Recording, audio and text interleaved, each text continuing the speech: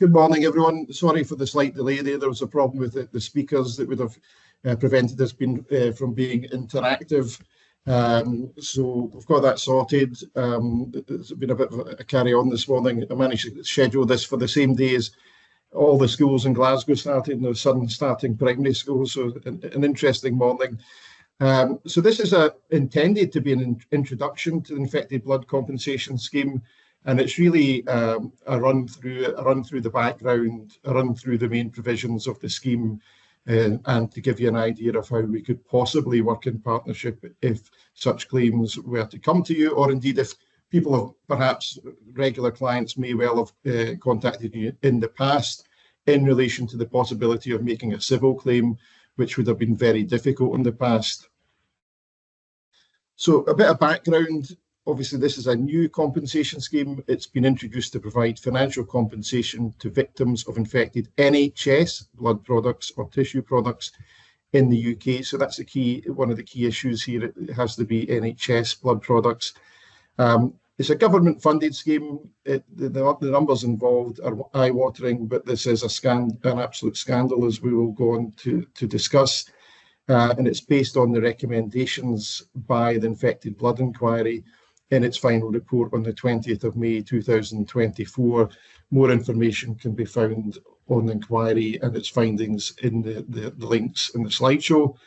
The scheme compensates victims generally in the UK, addressing physical, emotional, social and financial impacts of the infections.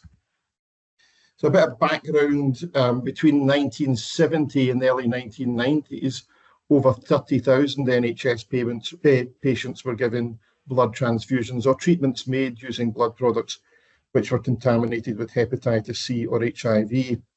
This talk will primarily focus on Hep C. There are also hepatitis B cases out there. We've got a couple of them at the moment that we're investigating. By and large, the numbers of HIV cases are much smaller, and those will likely be known to the scheme already through perhaps participation in inquiry. These are the most valuable cases, the HIV cases, but the vast majority of the cases you will see coming through your doors might be hepatitis C cases. And approximately 27,000 people received infected blood via blood transfusion. That was one of the ways they received infected blood. The blood transfusions were what we see is they were routinely used following accidents, but one of the most common causes we see is complications in childbirth a long time ago in the 70s and 80s, or as part of other medical treatments. And people were put at risk of contracting hepatitis C and other infections because donations were not routinely screened at the time for those infections. The first screening for hepatitis C, or the first effective screening, being around about September 1991. The other part of this is that an estimated 3,650 people with haemophilia, a condition affects the blood's ability to clot, and other bleeding disorders, received infected blood products. And this figure included around 380 children, and people with these conditions regularly received blood clotting agents as part of their treatment, and they were known as factor VIII and factor IX concentrates. And those factors were produced by combining human blood plasma from up to 60,000 donors and concentrating it to extract the required clotting factor. But just one contaminated blood sample could infect the entire batch. So you can see this was an accident waiting to happen. The final report of the inquiry found that infections were caused needlessly by allowing the importation and distribution of factors made in the USA or Austria from blood from paid donors. And the problem with blood from paid donors is it attracts the wrong type of person, or the people who are more likely to have blood-borne viruses. And that includes people like prisoners or intravenous drug users. And they didn't ensure that there was a sufficient supply of UK donors, and that's why they had to rely on these paid donors from abroad. And then they also increased the limits on the number of donations that were going into these factor VIII and IX concentrates, and thus increasing the risk of contamination. And they actually knew that this would increase the chance of infection at the time. They also failed to tell patients about the risks and possible alternatives. This is the NHS. Conducting research on people without telling them, that was another factor of this, and this included children at boarding school with an on-site NHS haemophilia centre. They also failed to tell people that they had hepatitis C and HIV in some cases, and that denied them the opportunity to manage their illness and to prevent transmission to those close to them. Inquiry also found that the government, civil service and NHS, instead of working to support those affected, tried to cover up and deny these actions. And the inquiry report describes people who contracted HIV or hepatitis C via contaminated blood as facing a huge amount of stigma. And you can imagine that at the time, particularly in the 1980s, during the AIDS crisis, where there was a lack of understanding about how the virus was transmitted. And it meant that many people lost their jobs, friends, and relationships through these infections. And there were also financial implications attached to the new health challenges that came with infection. And all of this had a serious impact on many people's mental health. So the inquiry report states that because of the short serious hazards of transfusion, this is a long name for this scheme, which was a way for health organisations to report adverse events and blood transfusion reactions. Because this didn't actually begin until 1996, there was still actually a risk of infection up until this day, even though the screening was in before that. And over 3,000 people have since died and thousands more live with health conditions. As a result of all of this, and as a result of the inquiry findings, in May 2024, the outgoing government, the Rishi Sunak government, confirmed that there would be comprehensive compensation. And this is how the scheme came about. £10 billion was initially earmarked to deal with this. It's now estimated to be around 13 billion, and I think that will increase again because I think they've underestimated the number of silent sufferers out there. The inquiry found that the risk of contracting hepatitis from blood transfusions and therefore the presence of viruses in blood was known from at least the 1940s. Excuse me, there's a fire drill here. I'll just wait a second before I continue again. It's not a proper fire alarm, so don't be concerned as to my welfare as I try to complete this talk. And the inquiry report highlighted 5 recommendations that the WHO, or the World Health Organization rather, made in 1952 to maximise blood safety. But by the 1980s, the UK had not implemented a single one of these recommendations. So this wasn't really just an accident. This was sleepwalking into a major problem. And the report made 12 recommendations. I'm not going to go through them all because this is primarily focused on the scheme. But the first one that concerns us today was that these people and their families should be compensated fully. We should recognise and remember what happened to people, and there should be an end to the defensive culture in the civil service and government. And there should be monitoring of liver damage for people who were infected with hepatitis C. We need to find the undiagnosed. I think there are a lot of people who have been diagnosed and haven't been registered with schemes, and we're finding that in terms of the inquiries we've been receiving. And the effect, obviously, the government have to give full effect to the recommendations of the infected blood inquiry. I shouldn't say the infected blood inquiry have been producing supplementary reports and commentary on the way the government have implemented the compensation scheme. So they still really have a strong, or have had a strong part to play in holding the government's feet to the fire in terms of producing a proper scheme. So in May of last year, Rishi Sunak stood up, I think it was about the 21st of May or the 20th of May, and called this a day of shame. This was coinciding with the publication of the inquiry findings. He also said that whatever it costs to deliver this scheme, we will pay it. And it was quite interesting because the following day he actually announced the general election, which he knew he was going to lose. So it's quite interesting to make such strong statements about the generosity of a scheme he would never have any part to play in, or trying to find the finance for. And on 21st of May, the then Paymaster General made a statement in the House of Commons on the compensation scheme, And a rough outline was published online, but there have been quite a lot of refinement since then. Of course, as a person dealing with clients at the time, there was an expectation, given there was an online rough outline of the scheme, that somehow the compensation would come rolling in and that you'd be able to apply soon thereafter. The truth has been somewhat different from that, and actually most of our clients have actually not even been able to, in fact, all of our clients have not been able to actually apply to the scheme because it's not open to them. It's been open by invite only to the most straightforward of cases. And the Paymaster General said that the government was establishing the Infected Blood Compensation Authority. It's a bit like SICA or Criminal Injuries Compensation Authority. It's a group of case managers who administer the compensation applications, and it's called IBCA for short. And it's an arm's length body, in theory, to administer the compensation scheme. At the time, they were suggesting that final payments would start before the end of the year. So there was this expectation from clients that the money would, or the cases would be settled and they would have closure soon. As I say, that hasn't really happened, other than for a small minority of people. For people who'd been receiving support payments, you may be aware that there was infected blood support schemes, which paid around, for example, £6,500 per year. In Scotland, that's called SIBS for short, the Scottish Infected Blood Support Scheme. They would continue to be paid this, but from 1st of April 2025, it was suggested those payments would be counted towards the final scheme awards.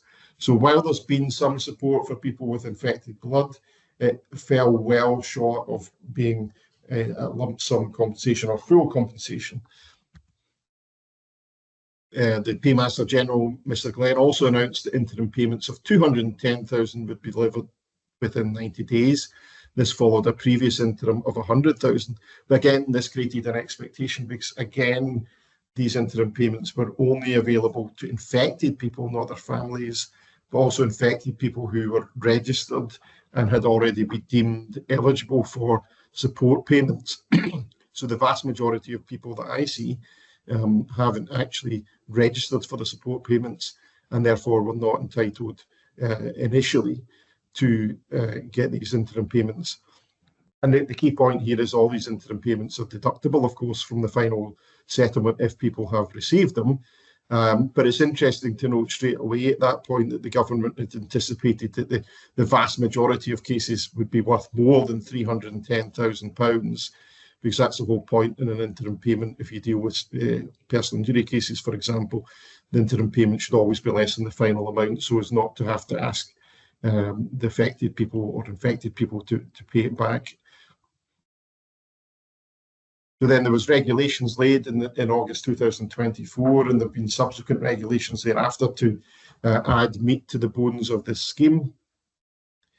And in theory, it was to use a tariff-based framework to calculate the amount of compensation payable to those eligible. In practice, that means compensation will be calculated based on set criteria and rates.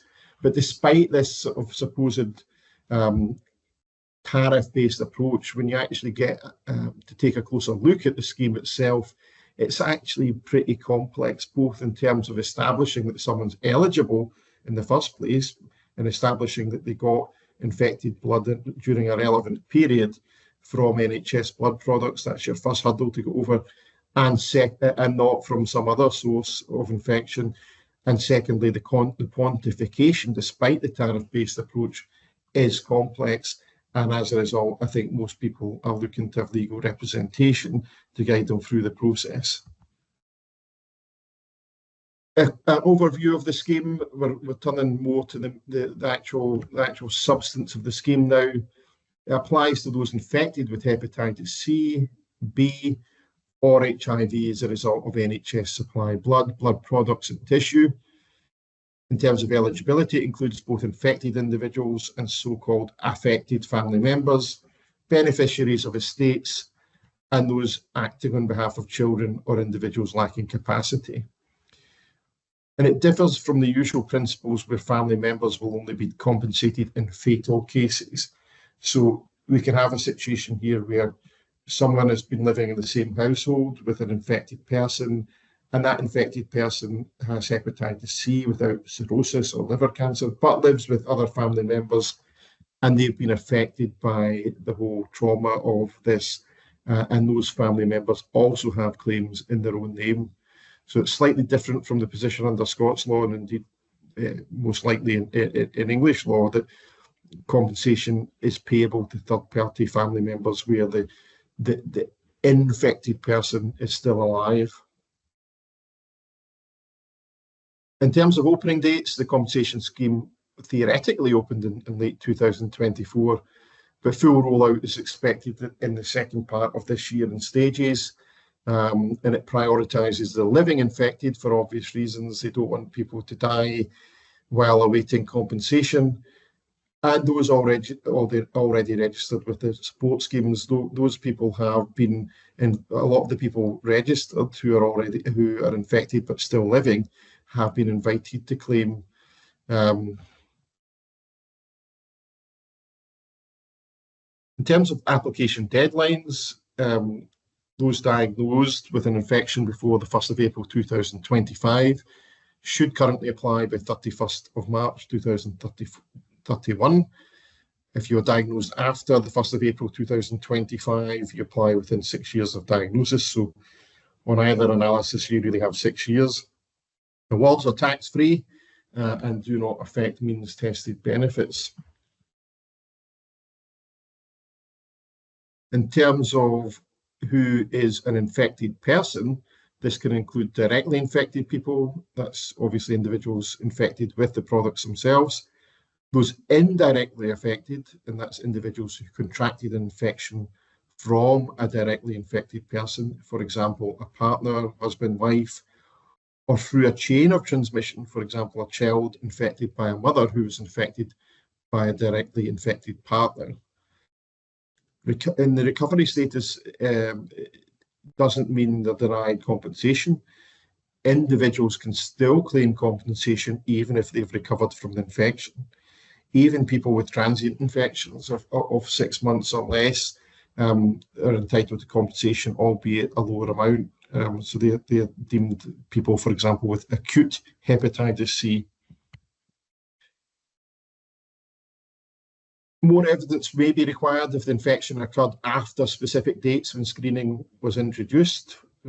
Namely, screening was introduced for HIV after November 1985. So if your infection occurred after that, there might be a presumption from IBCA that it was probably not contracted through infected blood products, but you could still prove that if you have the evidence. For hepatitis C, again, screening was introduced in 1991. And hepatitis B after December 1972. So the evidential requirements, if you acquired infection after those dates, will be higher. In terms of affected persons, this includes partners, spouses, civil partners, or partners who lived with the infected person for at least 1 year after the infection.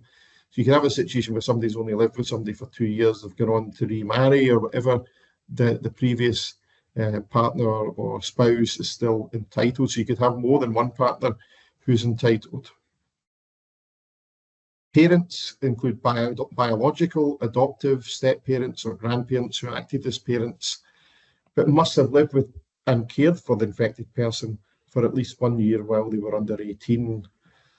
So they're almost using this of English age of majority there, or English and Welsh age of majority.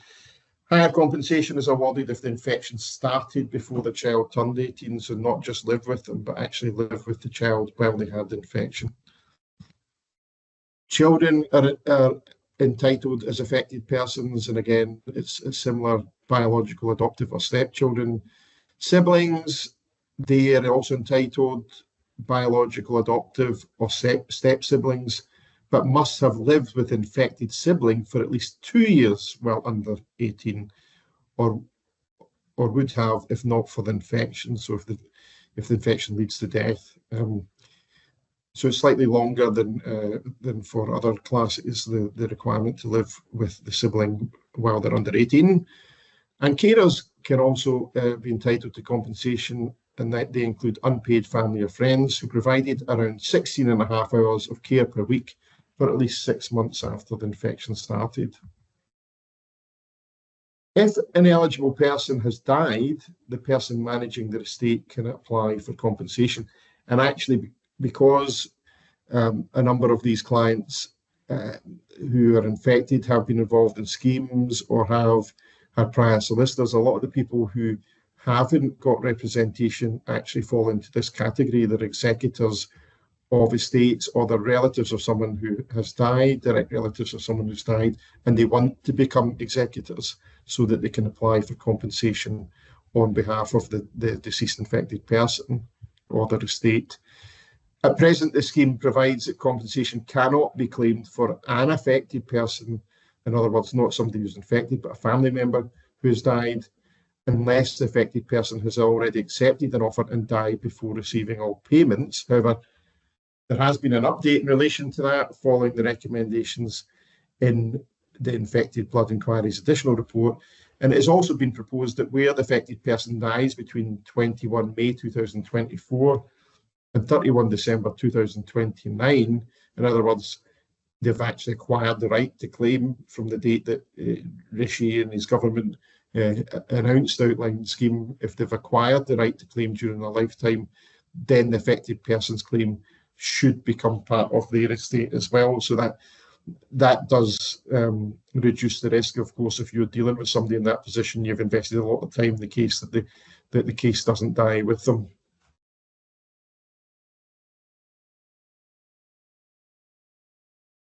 So people registered on the existing infected blood support scheme recipients scheme that I mentioned earlier are automatically eligible for the new scheme, but they may need to provide additional information or compensation calculation. So if your client's already registered, then they won't have to prove that they acquired infection through infected blood products. So that's my understanding, or it seems to be the case in the majority of cases. So it should be much more straightforward where someone's already registered with an infected blood support scheme. There are two routes. All eligible claimants are first offered compensation through the core route. The core route is meant to be more simplified and is expected to suffice for most people. It's a more generalized way of compensating people, and it makes assumptions that most people with certain levels of infection or type of infection have been affected in a similar way. It includes awards for injury, social impact, autonomy and care, and financial loss. But then there's this supplementary route, which is available in exceptional cases for additional compensation for financial loss and care costs. For example, in very high income infected individuals whose earning ability was impacted, those with unusual care needs, bereaved, affected people who were financially dependent on an infected child, and victims of unethical research. So there is another route to have a more bespoke approach to evaluation, but it's expected that for the majority of people, they will go down the core route. And supplementary route may require more evidence, but they will still receive the core payment without delay. Under the core route, there are 5 types of largely fixed financial awards. The injury award recognises physical injury, mental injury, emotional distress, the medical treatments or caused by infected blood, medical treatments or losing a loved one. And it is calculated as a fixed financial award based on infection type and progression for infected people, or relationship, or the strength of the relationship to the infected person and their infection for affected people. There's also a social impact award, an autonomy award, which recognises the impact of the infection on your personal life, such as loss of marriage or the chance to have children. Some couples decided not to have children in those circumstances, and actually I've got clients where they've actually decided to separate due to the stress of that and the fact that they can't have children, or the risk of having children who are infected. It's a fixed financial award based on infection type and the progression for infected people, and it's only available to affected partners, parents and children as a fixed financial award based on the relationship. The Care Award recognises the cost of past and future care needs. It's calculated based on typical needs for infected people, and it's not available directly to the affected people who are carers, but it's made as part of the infected person claim. An infected person could elect to direct part of that claim to their carers if they wish. The Financial Loss Award recognises past and future financial loss, such as lost income. All infected people receive £12,500 as a start, with more depending on the infection type, progression, and it's based on an annual amount based on a healthy life expectancy, but for the infection. And it depends on the number of years up to during working age, and then there's a separate calculation for the pension age years. And it's only available to some bereaved affected people who are dependent on the infected person's income. I won't go into the supplementary route awards. I'll let you maybe share the slideshow because this is a bit more complicated. Other than to say that the Exceptional Loss Awards recognises eligible infected people who suffered more financial loss or care costs than the core route covers, such as those with a very high income, which I mentioned earlier.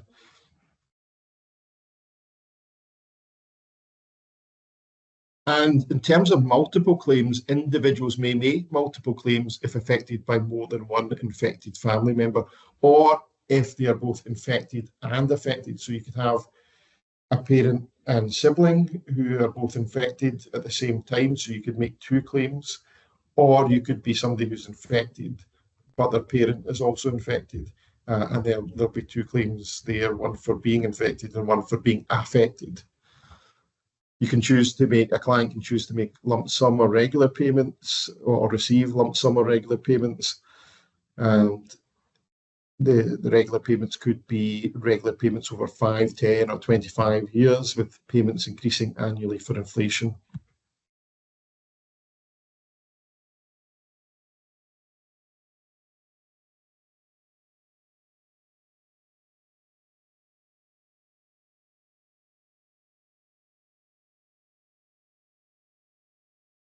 In terms of other compensation that people have received in the past, previous payments will be deducted. If a court award is received after scheme compensation, the scheme award is likely to be deducted from the court award. It's unlikely that people will be bringing civil claims after the scheme has made a payment.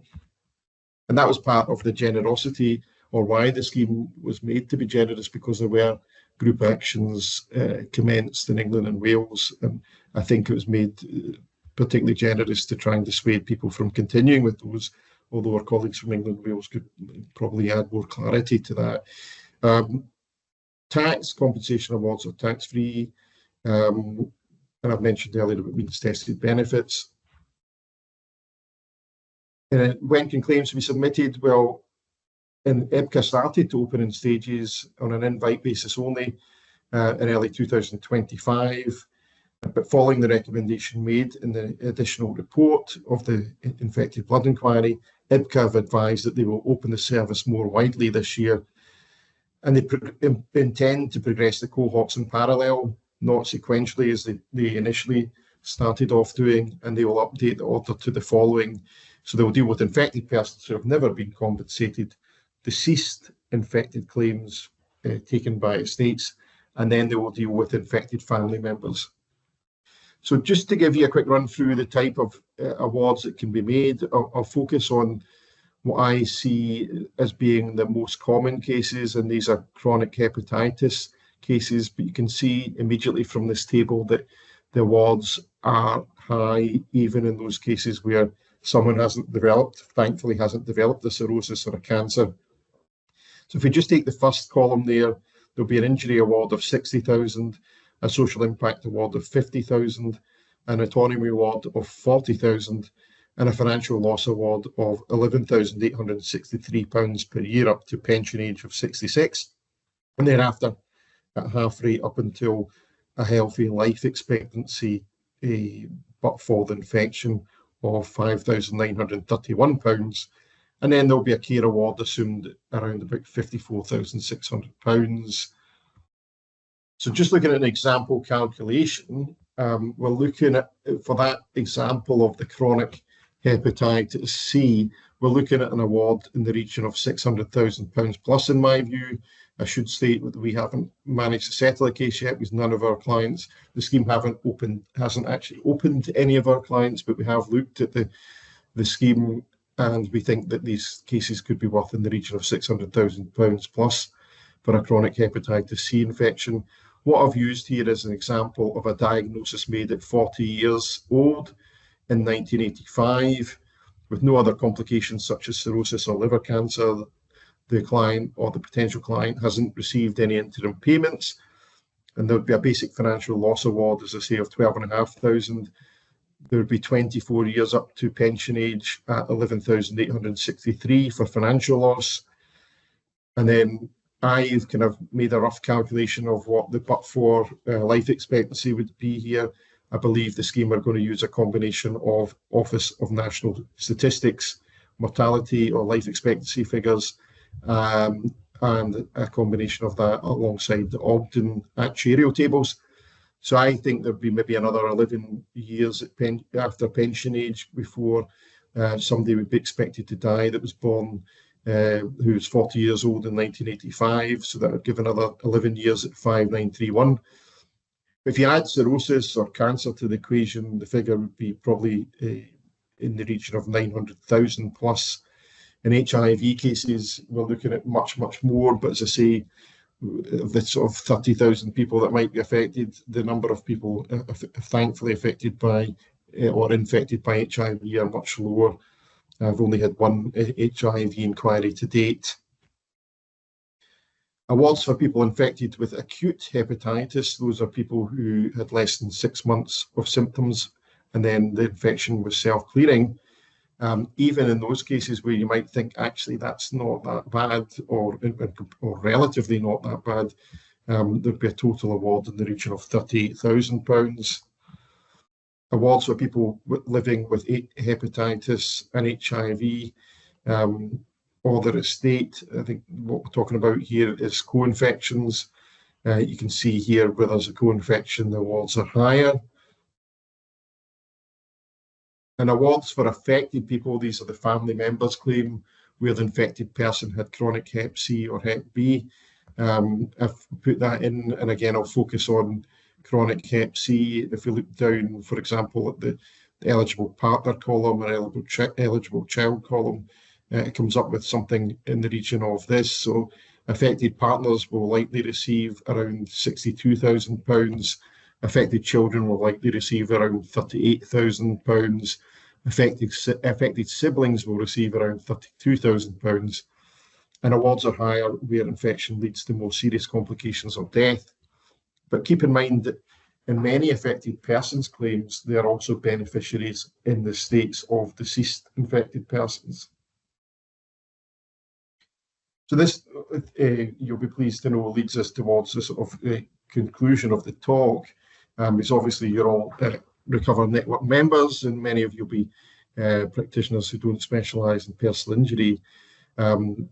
If you do have clients that come in and consult you about these who have a known infection, why would you partner with us? Well, this is a highly complex scheme. There are already significant examples of case managers getting it wrong, and that was brought to the recent supplementary hearings of the inquiry. So the case managers are still finding their feet here. There are examples of them not interpreting the scheme properly, not just making mistakes, they're actually just getting it wrong in terms of the wording. The eligibility requirements are extremely difficult in estate claims where someone may have passed, the infected person may have passed a number of years ago, and the GP and hospitals have destroyed the records. We do a lot of digging in these claims, and actually they're quite time consuming to try and establish eligibility. We're going round the known consultants who treated the deceased person. We're going round retired GPs to try and get evidence. We're trying to recover the medical records we can from storage. You have to bear in mind here that there is unlikely to be viable civil claims in these cases. There's also another complication is there's a suggestion that the Infected Blood Compensation Authority will only pay legal costs to recognised advisors. Trying to get information from the Infected Blood Compensation Authority about what the legal expenses provision will be here is very difficult. We've written to them several times, so we don't know if our costs will be met or not. We are already funding a lot of these cases, and we're a lot of money out on these cases in terms of getting executors appointed. Confirmation is also required.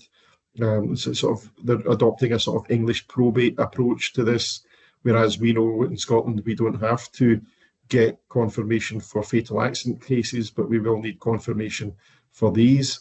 And we've got situations where professional executors, if you like, lawyers who have been appointed as executors have retired. We've got executors who are now dead, and we're trying to reopen and get new executors appointed where confirmation's already taken place. It's a bit of a minefield in relation to, and most of the cases we're seeing are deceased infected people. And we also have a lot of cases where there just isn't an executor already. What I would say is if there is executory work and you do estate work, then we will pass those elements back to you to deal with in-house. And some estate claims, I have to say, have given rise to quite complicated family issues. So we've got a number of cases where there's been an infected wife, for example, and then the husband inherits the claim. The husband then remarries or finds a new partner. The husband dies, and the case passes to the right to inherit the proceeds or the damages passes to the new partner on death of the spouse of the infected person. You then have children who come to us wanting to start the claim off as an executor of the original mother who died and was infected, and then they think, well, do we really want to do this because some of this is going to pass to the new partner, or they might have a brother or sister that they don't want to benefit from this, but ultimately the sums are involved that we are trying to say to them, well, actually, these people that are black sheep or people you don't go on with may benefit, but ultimately the money involved is too much, or their entitlement is too much not to bring these cases. We've also got cases where, for example, I've got a case with a daughter who lost her father, and before she lost him, he remarried with another partner again, had more children, and we're helping her assert her legal rights on her father's estate. I should state that I don't do executory work, so there'll be probably some of you jumping out your seat at the other end of this thinking I'm talking a lot of nonsense, but this is my basic understanding of the issues, because we have obviously state lawyers that we work with, and where they're network members, it goes back to the network member. We have around only 70 cases now. That is quite small in comparison to some of the firms in England and Wales, obviously due to the population difference. But the numbers are increasing, obviously, due to our position in the market, but also because we're trusted by people who have had a number of claims with us in the past, and our position as accredited specialist in this area of law.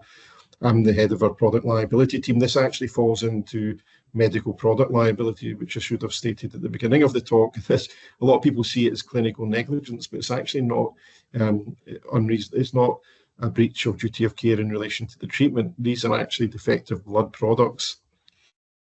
And apart from anything else, one of the reasons for doing this is you're actually helping people get a resolution, people who have been really badly wronged. When we go back to talk about the scandal of this of infected blood and the way the NHS and the government handled this over the years. I don't think it's going to be particularly remunerative for Digby Brown. I think we're doing this to help people by and large. I don't think we're going to be able to charge our usual success fee rates, and we've told the clients that if we do make full recovery of a legal cost, it's unlikely that we'll be charging them a success fee, but we do need clarity on that at the moment, which we don't have. And the one thing to bear in mind is you may have been consulted by clients in civil cases many years ago, and that's where you guys come in, because I'm aware and I have seen over the years a number of people who have come forward, perhaps when infected blood support schemes were introduced, and when the full extent of this scandal first became known. But in those days, you would have probably sent them away with advice that there was likely no viable civil case. But this is now open now, and it is a relatively generous scheme, albeit there's no amount of money that will ever put this right for infected people and their families. Right, thanks, Mark. Yeah, we'll just give a second in case anyone's typing a question or if anyone's got anything they want to ask. If there are no questions, I'm happy to take them by email, and I look forward to seeing you all at any future events. Thanks. I was going to ask Mark, actually, just from our side. I know we've had about 70 cases. Are you seeing that number go up with the more publicity and the more updates there are to the scheme, or is it a sort of steady incline? It's very much incremental, I would say. As I say, a lot of the clients or the infected people are in England and Wales. I think a lot of the haemophilia cases are down there as well. So it is incremental. There will be some people that will be to some extent having their hand held by local firms while we're waiting for the scheme to open properly. The scheme hasn't actually fully opened, so it's incremental. There are, in terms of the number of clients out there who are not yet represented, I'm just not sure of that. The thing to bear in mind is that with one deceased infected claim, there tends to be the state claim, and then there could be a partner and 3 or 4 children. So you do end up, one claim does end up leading to a number of others, and these claims are significant. And I think that's why this talk today is important for our members, because there could be people that our members are aware of because they're high street firms and they know these people really well, that they're aware of people that do have these infections who probably don't have the knowledge or the wherewithal to start these claims themselves. And that's where the local members come in. Right. Well, thanks again, Mark. Appreciate you taking the time. And yeah, as Mark said, if anyone does have any questions, you can get in touch with him or send it straight over to myself, stuart.troutland@digbybrown.co.uk. And yeah, we've been recording the webinar. It'll be distributed afterwards along with the slides. So if you do want to share it around to any colleagues, that would be fine as well. Thank you very much for all coming along, and we'll hopefully see you again soon.